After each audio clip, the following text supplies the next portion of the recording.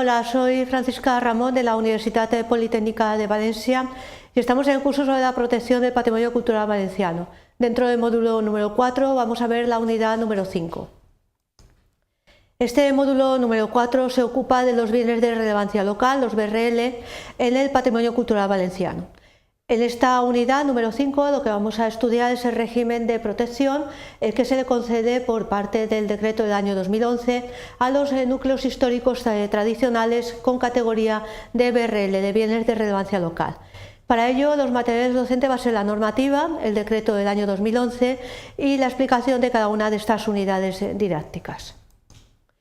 Bien, los objetivos de esta unidad es explicar ese régimen de protección que se regula en el decreto 62/2011 de 20 de mayo del Consell, por el que se regula el procedimiento de declaración y el régimen de protección de los bienes de relevancia local, en este caso aplicado a los núcleos históricos tradicionales que tienen la categoría de bienes de relevancia local.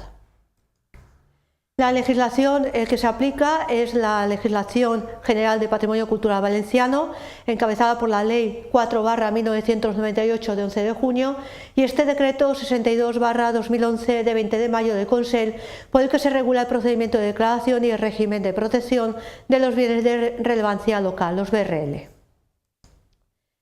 Hay que tener en cuenta, en primer lugar, que vamos a hacer referencia al contenido de la ficha del catálogo. Esta ficha, que se refiere al catálogo de los bienes, va a delimitar con la precisión gráfica y literalmente el ámbito que configura el núcleo histórico tradicional que tiene consideración de bien de relevancia local. De tal manera que lo vamos a poder tener delimitado y vamos a saber cuál es precisamente el ámbito de protección de ese núcleo histórico tradicional, o también conocido como NHT.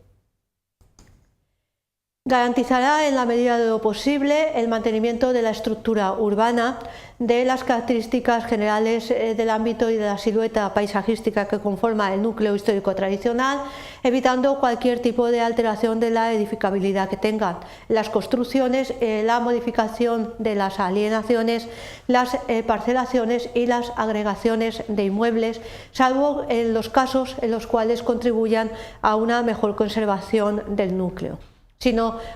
contribuyen a una mejor conservación del núcleo, no se van a poder realizar. Hay que también tener en cuenta que se incentivará la rehabilitación urbana de manera que facilite precisamente lo que es el mantenimiento y recuperación del uso tradicional, el uso residencial y la incorporación de nuevos usos que sean compatibles con la caracterización y naturaleza del núcleo, siempre teniendo en cuenta que ayuden a lo que es la revitalización social, cultural y económica del núcleo histórico tradicional. Es decir, siempre que se haga una rehabilitación de cualquiera de los espacios que están dentro del núcleo histórico tradicional, deberán de recuperar el uso de residencia y las actividades de tipo tradicional que se hayan realizado originariamente dentro del núcleo histórico tradicional. También se articulará con el resto del catálogo, con el resto de bienes que se incluyen dentro del catálogo, lo que es la protección individualizada de los diversos inmuebles que sean más significativos, y además se fomentará lo que es la conservación y rehabilitación de todos aquellos que contribuyan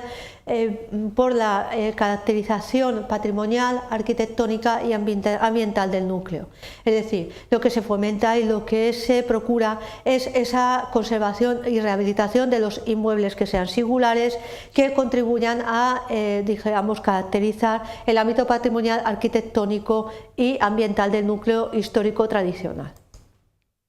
Regulará que las nuevas edificaciones que se vayan a realizar y las sustituciones que se hagan de los distintos elementos constructivos se adapten al ambiente y a los referentes tipológicos tradicionales que deberán de ser determinados al efecto. Lo que se pretende es que no se rompa totalmente la estructura tradicional de las construcciones y que las nuevas que se hagan mantengan esa característica tradicional que existía. Deberá tenerse en cuenta, entre otros aspectos, la edificabilidad, la ocupación parcelaria, la disposición volumétrica, escala y forma de su envolvente, la tipología y los materiales de cubierta, el encuentro de los forcados cubiertas respecto a las fachadas, la composición de las mismas, la geometría y disposición de los huecos y vuelos, así como el uso de materiales, acabados, ornamentación y cromatismo de los mismos.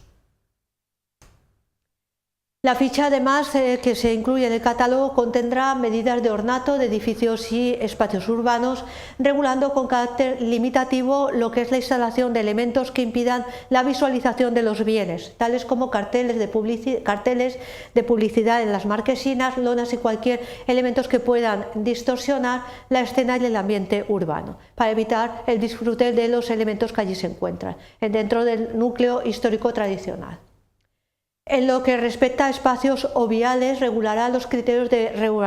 regularización, incluyendo, entre otros aspectos, la reposición o renovación de pavimentos que se hallen en mal estado o que se hayan deteriorado o que no se encuentren, el ajardinamiento y arbolado, el mobiliario de carácter urbano, las señalizaciones, la eliminación de cualquier tipo de barrera arquitectónica, el alumbrado y demás elementos con incidencia ambiental.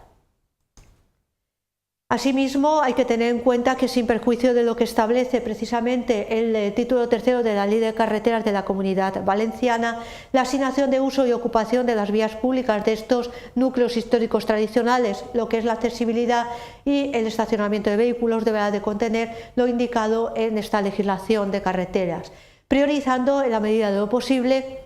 el uso peatonal y ciclista, el transporte público y la dotación de establecimiento para las personas que residen habitualmente dentro del núcleo histórico tradicional, con el fin de evitar las afecciones al tráfico rodado y, sobre todo, se tendrá particularmente en consideración el mantenimiento de cualquier tipo de práctica ritual o simbólica tradicional que se lleve a cabo dentro del núcleo histórico tradicional. Determinar que toda instalación urbana de carácter eléctrico, telefónico o de cualquier otra naturaleza se sitúe en lugares que no perjudiquen lo que es la imagen característica del núcleo histórico tradicional, igual que hemos visto que no se permite ningún elemento que pueda impedir el visionado de esos elementos. Cualquier instalación, tanto de carácter eléctrico o de carácter telefónico o de cualquier otra naturaleza semejante, se debe de ubicar en lugares donde no perjudiquen la imagen, el visionado del núcleo histórico tradicional. Si quieren saber algo más sobre esta legislación específica, algunas recomendaciones de bibliografía: el Manual de Patrimonio Cultural, Régimen Legislativo y su Protección, publicado por la editorial Tirano Blanc en el año 2012, y la aportación en la Revista Jurídica Valenciana de la Asociación de Juristes Valencians, anteriormente Revista Internauta de Práctica Jurídica, el artículo titulado El Patrimonio Cultural Valenciano, estudio de casos y su protección, del año 2014, que lo tienen de libre acceso. Bien, espero que les haya quedado claro un poco más este régimen de los núcleos históricos tradicionales. Con ello hemos concluido la unidad número 5 dentro del módulo 4 del curso La protección del patrimonio cultural valenciano. Muchas gracias.